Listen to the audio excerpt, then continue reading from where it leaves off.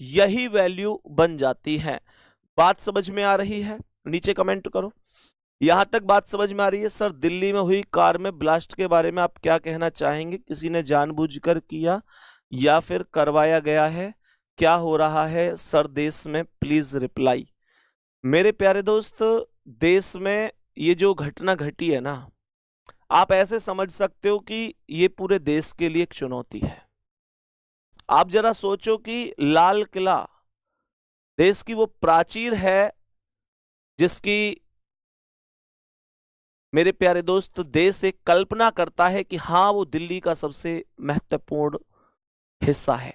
और दिल्ली जो हमारे देश की राजधानी है उसमें भी सबसे महत्वपूर्ण भाग में अगर ऐसा होगा तो इसका मतलब पूरे देश को ही चुनौती। अब सवाल ये उठता है कि भैया किसी ने जानबूझकर करवाया या आतंकवादी गतिविधि है? तो मेरे प्यारे दोस्त, ये आप समझ सकते हैं कि आतंकवादी गतिविधि ही है, क्योंकि आप इसे ऐसे समझ सकते हैं कि आपने देखा था कि अभी कल की ही बातें, कल सुबह और परसों आपने देखा कितना डीआरएक्स पकड़ा गया। प्यारे दोस्त, आप समझ सकते हैं। और हमें ना यार, हम कई बार कहते हैं कि आतंकवादी आतंकवादी, यार सच बात बताऊं, कड़वी है पर सच है। हमारे कुछ अपने ना, हमारे कुछ अपने जो हमारे ही देश में रहकर हमारे ही देश को खोखला कर रहे हैं, ऐसे बहुत लोग हैं। हमारे घर में भी इस समय ये मान लो कि सांप पले हुए हैं, इस बात को समझो।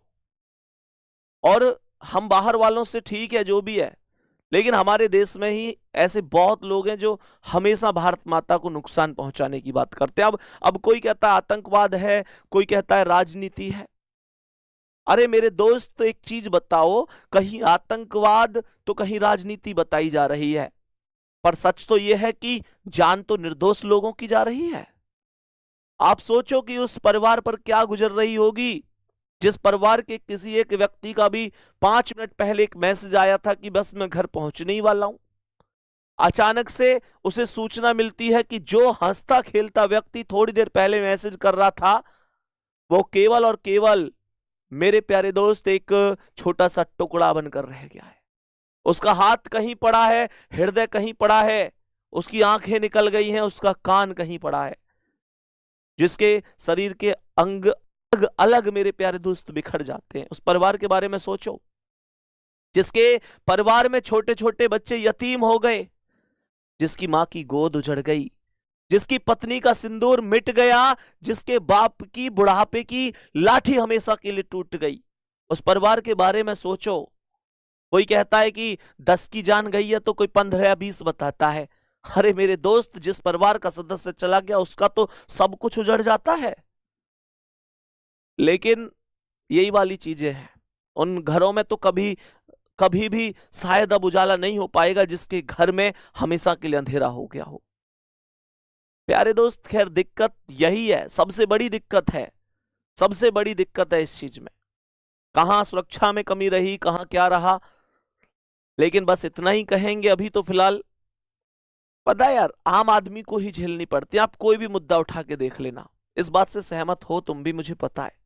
आप कहीं का कोई भी मुद्दा उठा के देख लो, आम आदमी को, इस देश के निर्दोष लोगों को, जिनकी कोई गलती नहीं है, जिनका कोई कसूर नहीं है, उनको ही सबको झेलना पड़ता है। इस देश में यही चीजें होती हैं। मतलब इस देश में ना यही चीज होती है कि जब भी कोई ऐसा संकट आता है वो निर्दोष लोगों को ही झेलना पड़ता है।